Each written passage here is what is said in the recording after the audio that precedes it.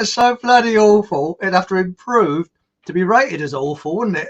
I had to put that on, cheer everyone up a bit. That's actually oh, that's the 2001 theme with the Portsmouth Sinfonia. Bit of a surprise, wasn't it? Well, I'm full of optimism this week because I think we've got a lot to be optimistic about. But first of all, I wouldn't say pessimism, but what's been happening on the YouTube channel. Now, you've probably noticed there's the strange case of the disappearing comments, because what's happening is people are commenting really nice comments, really pleasant, and nothing, nothing rather, shall we say, against YouTube community standards. And you go to answer them and suddenly they disappear. And then they come back again, and then they disappear. And it went up to about 19 comments. Then there's only 3 showing. Then it went back to 16 comments. Then the 4th was shown. And it is not me that's doing it. It's YouTube. And I do very much apologise to people that's taken the time and effort. I really enjoy your comments. I hope they don't think it's me, because it isn't. And I'm fuming with YouTube because why they're deleting them, I don't know. And there was one chap, John, very, very pleasant character, sent me a fantastic comment. And I was just about to answer it and it disappeared.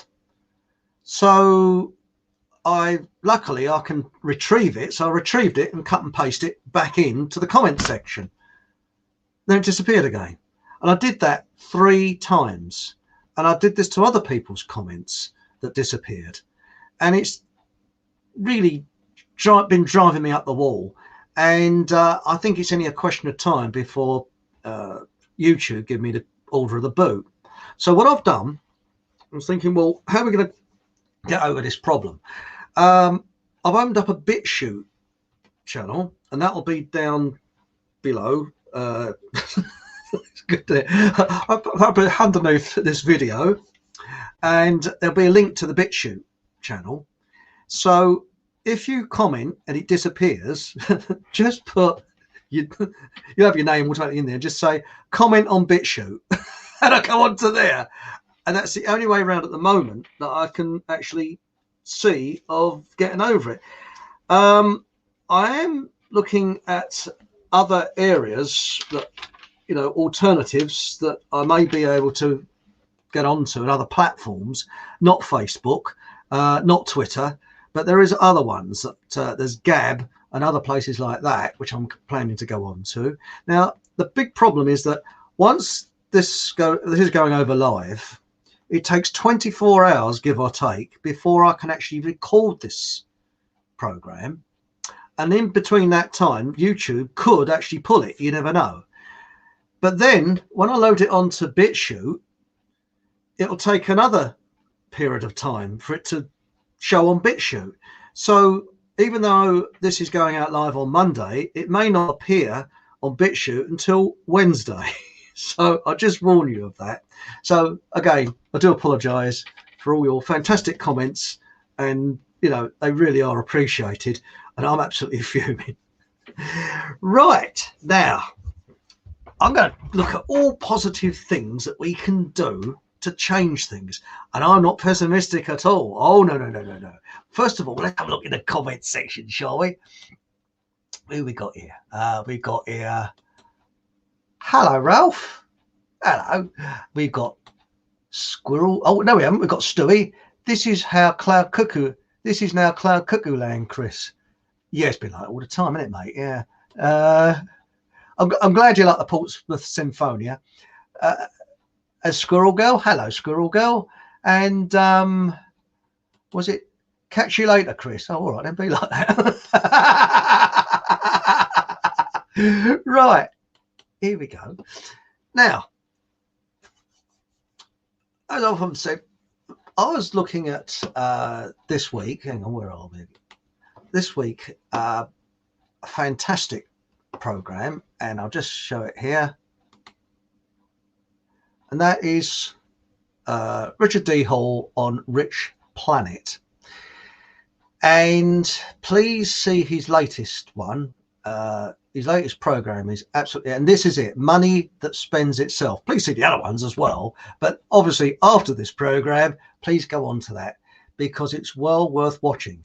And I think I'm going to have to watch it a couple of times because he explains about the gold standard.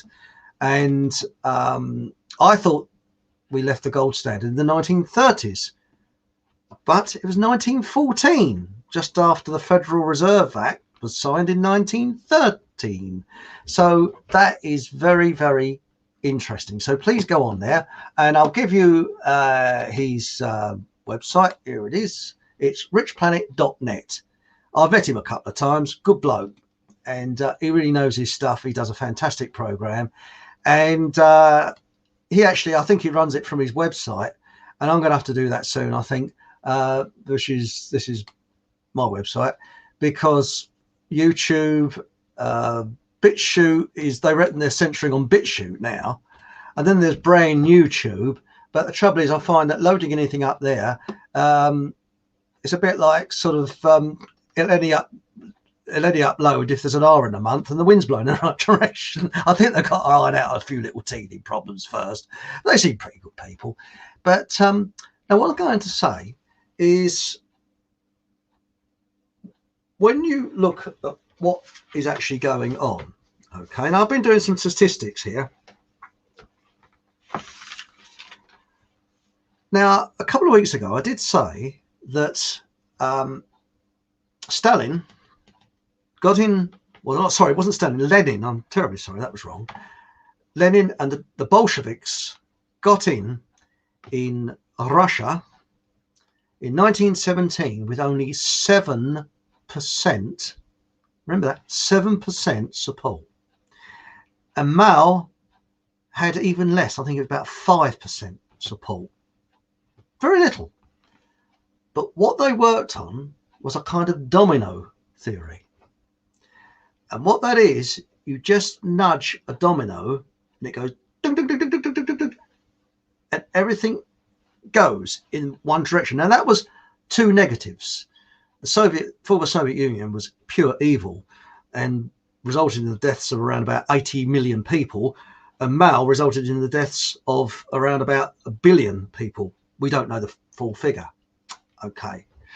But let's look at this in a positive way. Let's say 5% of people have woken up in this country, are awake. Now, you're probably going to say, where have I got that 5% from? Well, the fact of the matter is, it's very difficult to find a percentage. And I've spoken to many of my friends and we've all sort of agreed it's possibly about 5%. Some people say 10%. Some people say 15%, 20%. But let's be pessimistic, okay? Now, I'm saying there's 65, apparently there's more than that, it's about 68, but 65 million people in the United Kingdom, okay? Now, if 5% of them are awake, that is 3,250,000 people. And remember, I'm being pessimistic, and I've literally sort of plucked that 5% out of the sky. Maybe more, maybe less. Some of you may agree, some of you may disagree. Now, that's 3,250,000 people. It's a lot of people. The population of Manchester is less than 3 million. So it's more than the population of Manchester have woken up, okay? Pessimistically. Now, all we need is 2% more onto that 5% to make it 7%. And 2% of that is 1,300,000 people. Sounds a lot, but it isn't. And then I divided up the 92 counties of the United Kingdom, and then took an average population of each county, which is very difficult because, for instance, in Scotland, it's more sparsely populated, whereas in the southeast, it's more densely populated. So I got a more densely populated county of around about 800,000, approaching 1 million people. And what it works out to is we, to work hard, I've got to convince just 1.2, I don't know how you get 0.2, people within a mile of us. 1.2 people. Now, the 2% I'm talking about are the people that are in two minds. Okay, the people that's thinking, you know, all this stuff is a load of old bullshit. You know, how comes we're getting in the arm, or other people are, I'm not, in the arm, Williams Special Brew, shall we say, when this, shall we say, I just put that down, I won't say it, has a recovery rate of 99.9%. Doesn't make sense. They're the people we're aiming at. They're the people you want to push, nudge, okay? The rest of them, oh yeah, I think I'm gonna have to, forget about them. They're the cretins. Sorry. All right, there's innocent people in nursing homes that are getting this in the arm, and there's also very nice people that are being easily led. They're being duped. They're watching the BBC. I feel sorry for them. But when I say the cretins, I'm talking about the people that just can't think for themselves. Just, oh yeah, I think that's pretty good. People are obsessed with the BBC, shall we say? Okay. Now, if we can push or nudge just 2%, remember that's 1.2 people, or should we say one person within a mile of where you live, which I'm sure there's more that you could just convince this is a load of old tosh and it's to do with eugenics and United Nations genocide 2030. Doesn't sound so difficult, does it? Now, how are we going to do it? Okay, right, let's have a look in chat first, and I'm going to go on to this because I'm really keen on this now. Blimey, we got a lot in chat tonight. Wow, my words. We got some spread lies, only some spread lies, others know the truth. Who is who? Hi all. Hello. Now, hi Rob. Chris, a little sensitive tonight. Yeah, I am a bit, and I, yeah. Perhaps it was something I put in my tea. I don't know. Yeah, who knows? What we got here? They had a big bag of cash through, Chris, did they? Could you put it in my direction, please? Beginning to think there is just a few of us, to be honest. Not necessarily. Not necessarily. And it's what we got here. We are few and far between. You'd be surprised. You'd be surprised because when you think about it, you know, you go into the supermarket, you see all the people with all their obedience muzzles on, but there's quite a lot that pull them down. And they're going, and they pull them up again, and they pull them down again. Maybe they have twigged it. Maybe. Who knows? I mean, admittedly, I'm the only one sometimes that's in the supermarket without a muzzle on, because I don't particularly want to breathe in my own, shall we say, CO2, and neither do I want to make a lovely, welcoming hotel for germs. Germans look, you know. So, right, how are we going to do it? Now, I've often said that you've got to look in the past to see in the future, and I'll probably repeat myself now, but after World War I, a lot of militant groups started, and what happened? The secret services infiltrated them, and that's what happens. They're brilliant at it, at infiltration. And what they do, they infiltrate and destroy these organizations from within. And that's why the establishment is always talking about join a club, start a community. Yes, why? Because if it gets a bit too close to the truth, they can destroy it. Now, when you think about it, after World War II in 1945, any political party that talked about destroying usury, that was the end of them, because usury is the way that we're being enslaved. So if we start forming groups, then yes, we do need to go as a big force against what's happening. But I think the yellow vests, they've twigged it, how to do it. And they're very well disciplined. I mean, I saw a fantastic film with them in France, and it was last year. And it must have been the south of France, because there was more, shall we say, Mediterranean plants there. I don't know what part of France it was, but whoever worked this out really organised it well. And somebody was filming from the top of a building. And there's this alleyway.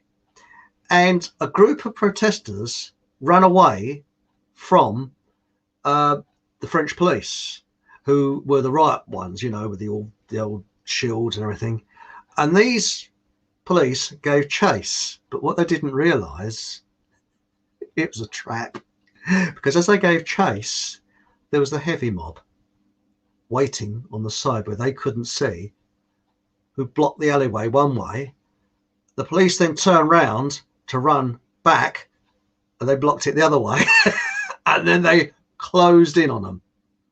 And you've never seen such terrified police. And there was somebody there who was giving orders. You could hear it. Go, and they were very well disciplined. And when they got close to these police, were there with their batons all worried like this because they're surrounded. Somebody gave the order, and everybody stopped and just looked at them. And the film went off then. So I don't know what quite happened. But I know they weren't hurt, those police. I did hear later that they weren't hurt. They weren't harmed anyway. But I'm not sure if this is true, but somebody said that they were told to remove their helmets and give their name and address so that they can be charged at a later date at a people's court, a Nuremberg-style trial. Whether that's true or not, I don't know, but that's what I was told. Now, I think that what we do need is a different approach to serious situations. And I've fed up with seeing police coming in with their batons and people talking all this. I think the best thing you can do is, when anything happens like that, use the greatest weapon we've got, which psychopaths are terrified of. You know what that is? Laughter. Laugh at them. Just perhaps sing the Laurel and Hardy tune. What can they do? You're taking the mickey. You're taking the rise out of them. Now, if you can't laugh, slow clap. Just 1, 2, 3, 4. Just slow clap. But don't be rude, offensive in any way. Now, doing that brings them down. And what we want people to change sides, to join us. Because remember, those police have got families, and they've got mothers, well, might have fathers that might be elderly. Do they want them euthanized? You know, so you never know. That could tip the balance under Ceausescu in Romania. It was comedians that brought him down. And I think it can be done, because remember, that's just 2%, which is 1,300,000.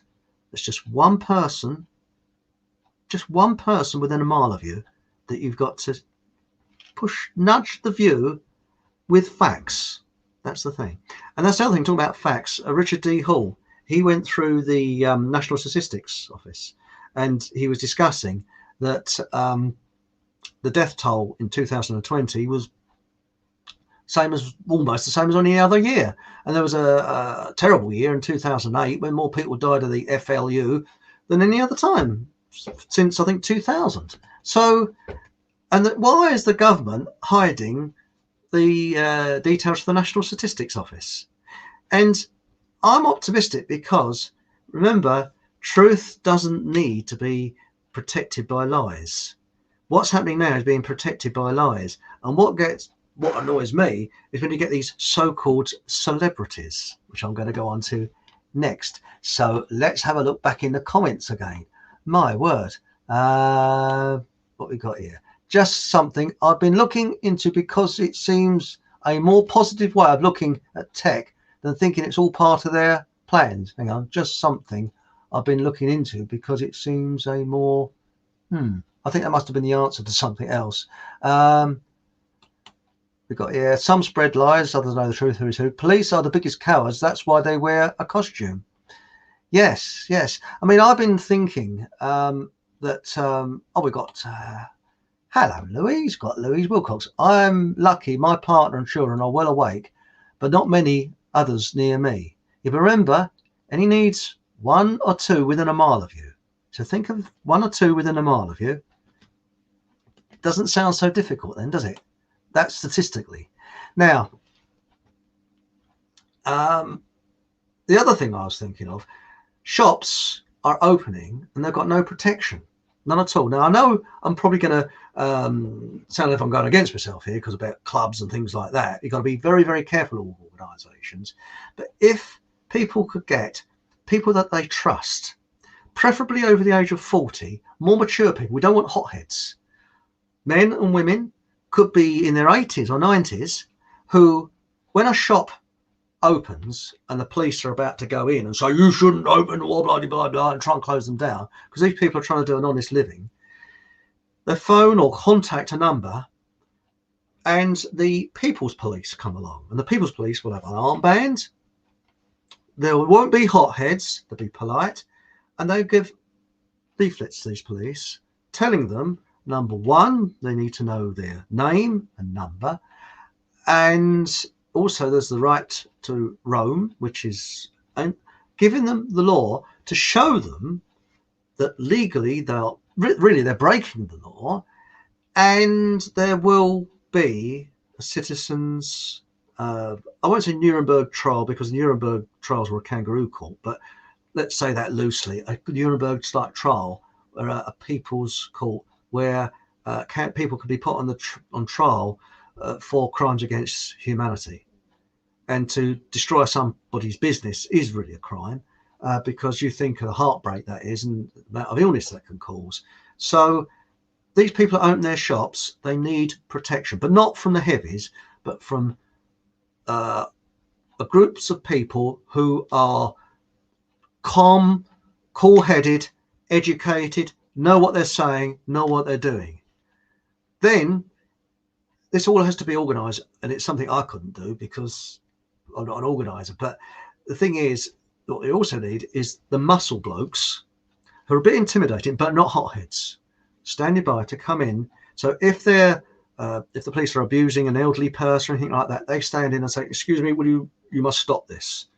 Tough, really intimidating type. But again, polite, no violence, no aggression, but just show we're here on behalf of the people, and the police should be, because at the moment the police, what we've got, are political police. They're not real police.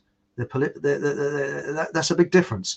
We need real police protecting people's living standards of living, livelihoods, and so they can go about their business. Now, have you noticed that the mainstream media, whenever they focus on people that are protesting, it's always they're anti-lockdown. Oh, these people are anti-lockdown. And that gives people an excuse to say, oh, no, don't care about the pandemic, as I call it. Oh, so they're going around spreading their germs, they're doing all this, all that. So, but they never say, and they never give the reasons why people are really protesting. It's because, quite honestly, I'll come straight out with it, this pandemic is a load of bollocks, and you know that, and I know that. It's really an economic reset, and it's to usher in backdoor communism. That's really what it's all about. But of course, the mainstream won't say that, will they? And now let's go back into chat again. Let's have a look what we got here. People's Army, let's have it. Yes, but again, we've got to be very careful when we say things like this, because we don't want hotheads, we don't want violence, we want peaceful people that know what they're doing, and we want people to, and self-discipline is the most important discipline at all. Self-discipline. And you notice a lot of these fellas that do weightlifting and that, and boxing, they're very well self-disciplined. They'll hold back.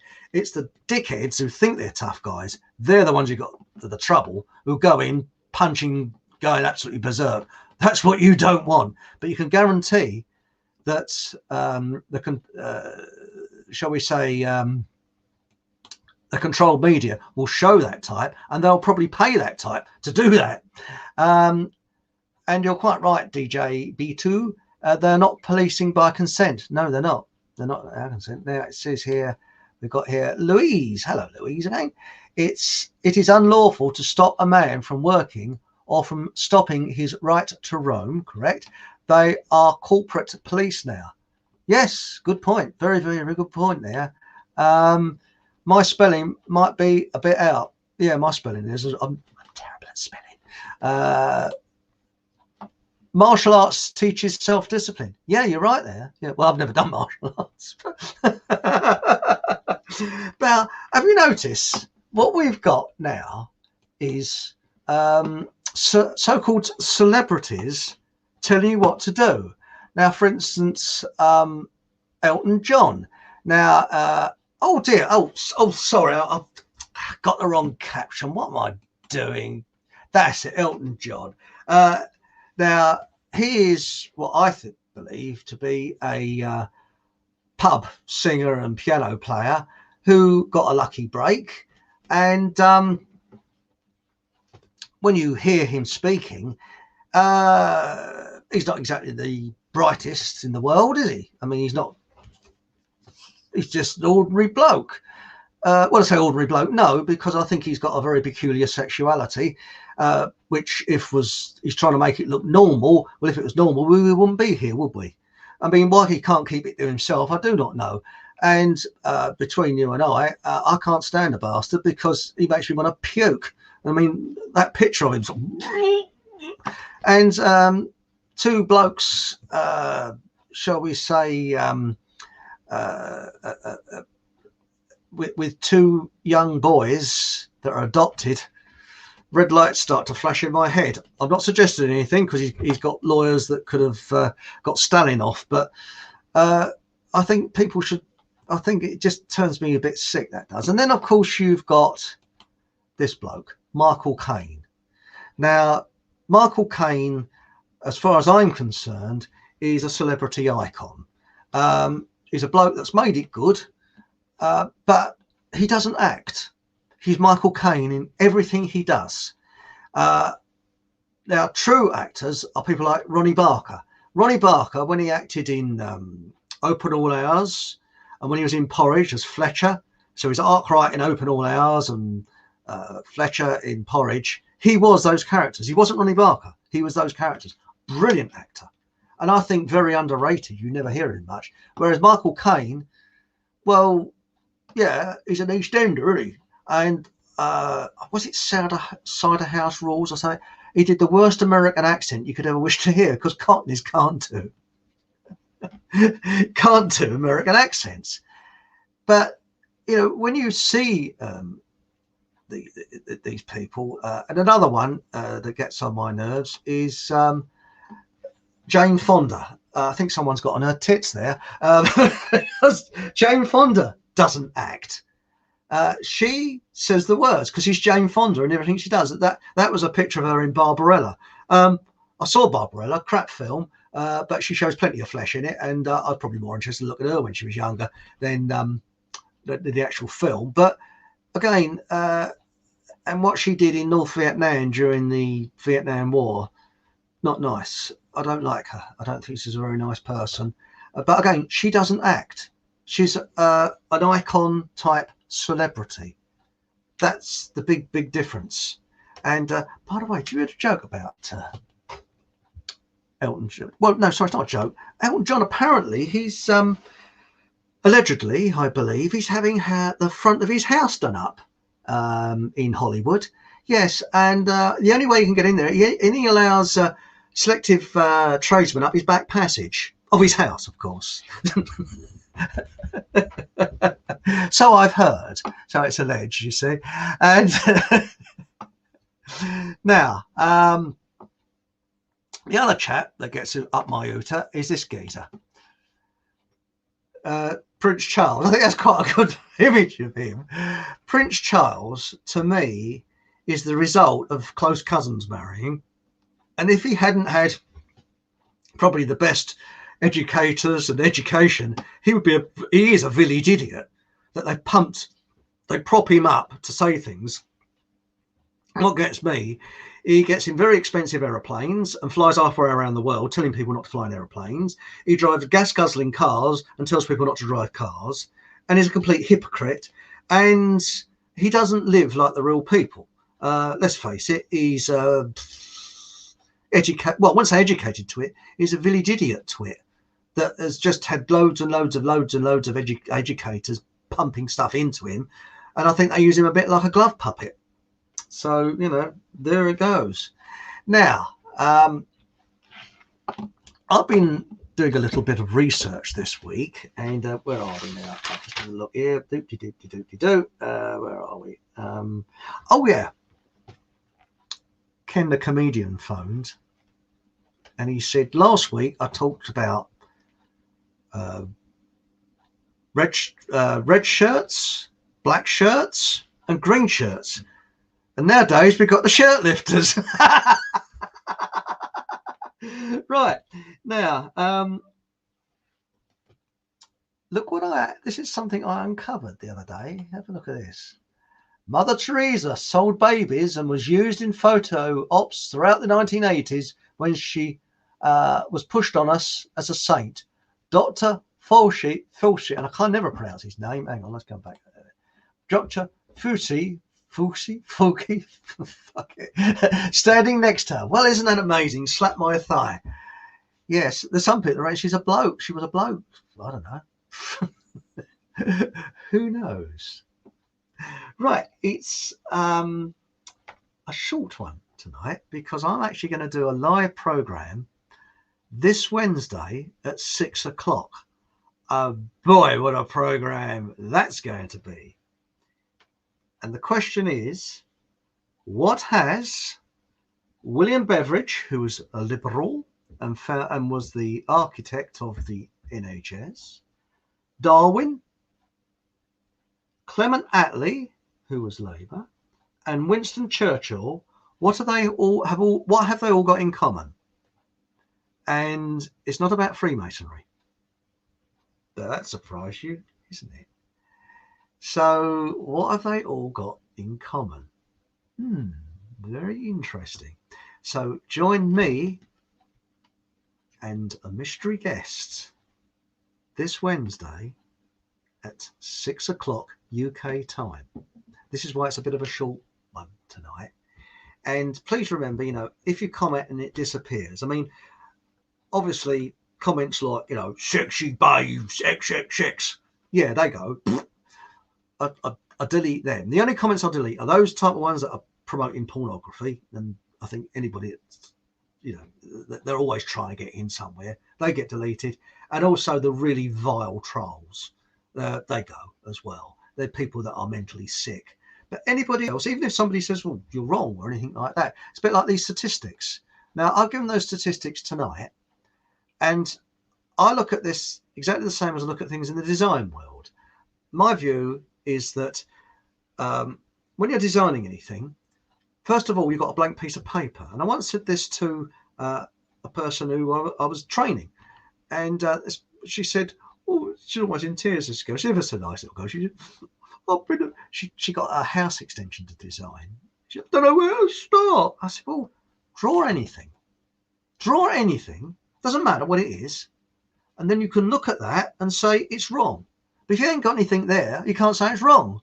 So my statistics of 65 million and 1,300,000 we got to wake up, and only, shall we say, getting some information over to one person within a mile of you, they're open for you to say, well, that's not quite right, or that's right, that's wrong. But at least I've got something on paper. We've got somewhere to start. And what I said about a positively going forward, we've all got to be self-reliant. We've got to actually be our own sort of leaders, so to speak. And remember, the finest weapon we got is laughter and clapping. Slow clap. And it's psychological. When you look at the riots in 1968 in Paris, what did the French police do? They tapped on their shields. And they reckon psychologically it got the rioters down. And you noticed, I think they, I don't know how true it is, but they reckon the Saxons used to do that as well. Just bash, bash, bash on their shields. But if you clap, again, you're using psychology. Just looking chat before I go. Oh, and I've got a gag as well. People have woken up, okay, and they've surrounded Westminster. And they want Boris's neck. They want him lynched. And there's a hell of a hoo-ha going on outside. And underneath Westminster, I imagine there's these underground toilets, you know, a great big line of lavies, you know, thunderboxes, shall we say. And Boris is shitting himself because he realises that the New World Order ain't going to save him. So he goes running down the stairs. And he's bashing on the doors of these crap houses saying, Whitty, Hancock, come out. There's a crisis out here. And they get Whitty shout back, there's a bleeding crisis in here. Oh. Anyway, let's have a look at chat. Again, very, very active tonight. Now, well, I was talking about Michael Caine. Yes, his name was Maurice Micklewhite. Yes, it's interesting. But, okay, I don't know if anybody agrees with me, but he's Michael Caine in everything. You know, oh, it's Michael Caine. And I think he was actually picked out to be a sort of icon that people follow. I mean, what does he know about medicine? Sod all. I mean, they might as well get me as a judge at a dancing competition. I know nothing about dancing. Perfect qualifications. I know I could hardly tell the difference between the cha-cha and a quick step. Brilliant. I'd be perfect on there. Wouldn't know a bleeding word I'm talking about. Would people follow me? No. Why should they follow this silly sod, Michael? Right. Now, Ronnie Barker, yes, he was a legend. He really was. He was a better actor. I'll tell you who else was a brilliant actor, and that was Dave Allen. I saw him acting a straight part, and bloody, he was good. Very, very good. Again, their names are a lot up in lights. Leonard Rossiter was also a very good actor.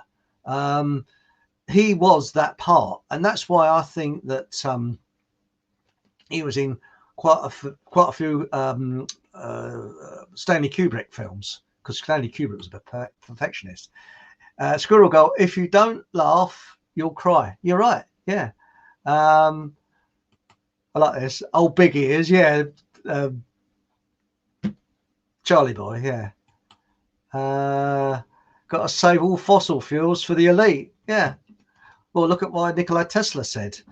There's so much energy, you can pick it out of the air. And apparently Russia's been looking into that. So that's quite interesting. And then we got sounds intriguing. Yes.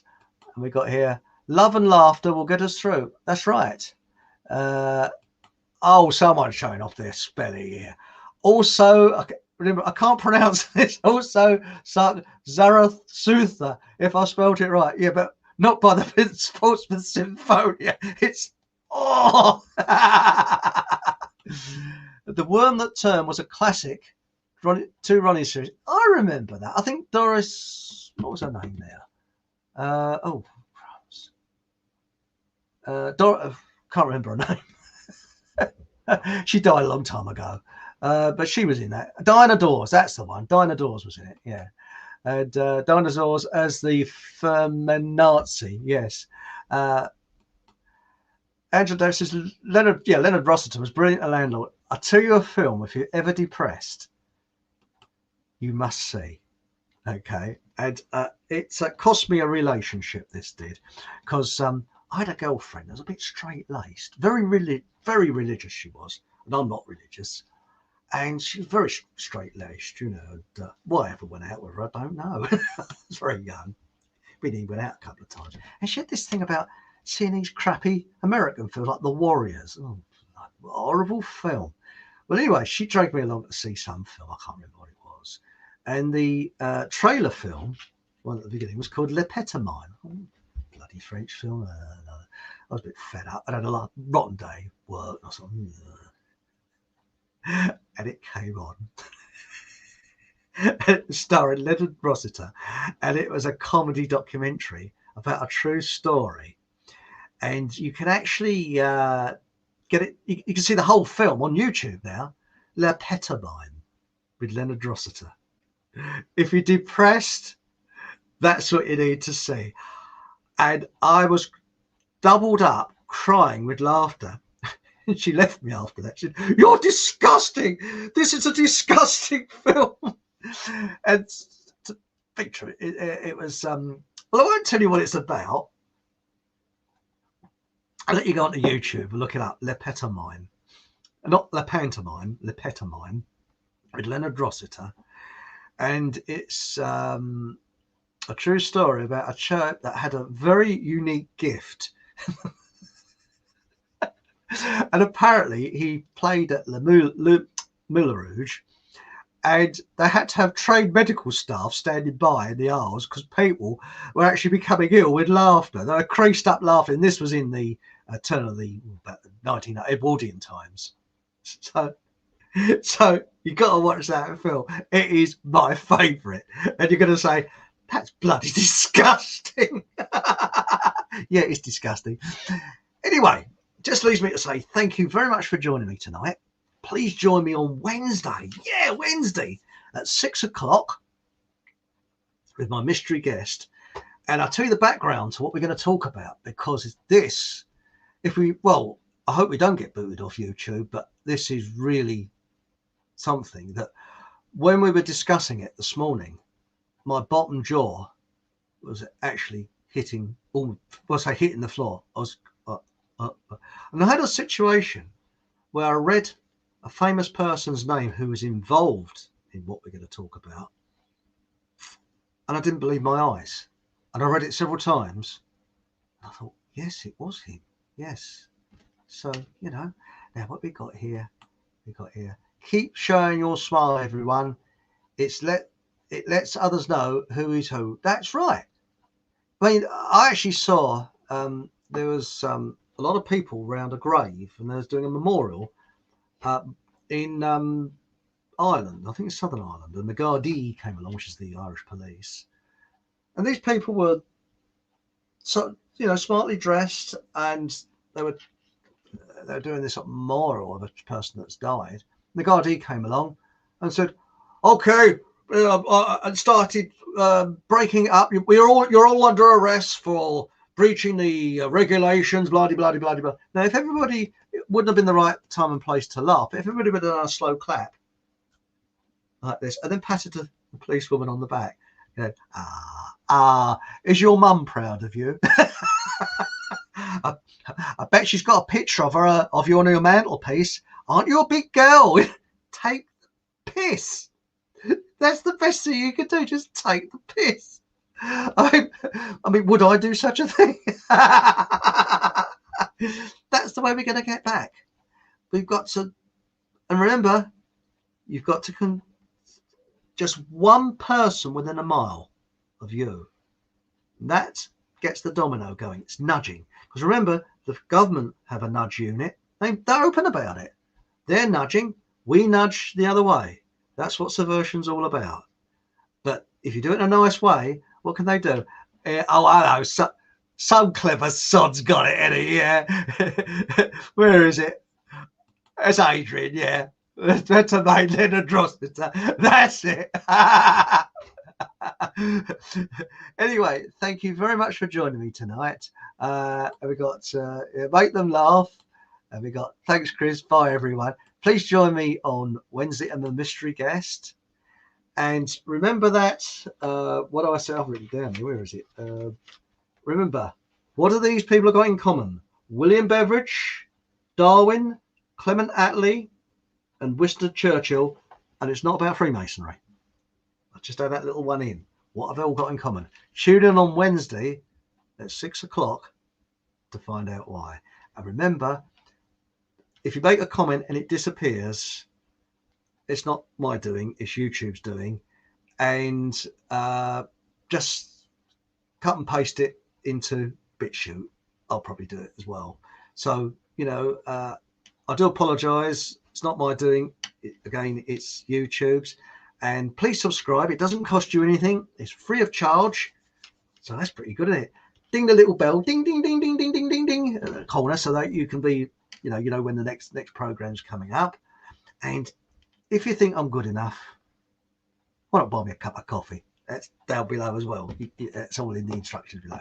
So see you on Wednesday, as well as next Monday. So you got a double whammy. You got to go, oh, bloody, not in twice a week. No. Thank you very much for joining me, and good night.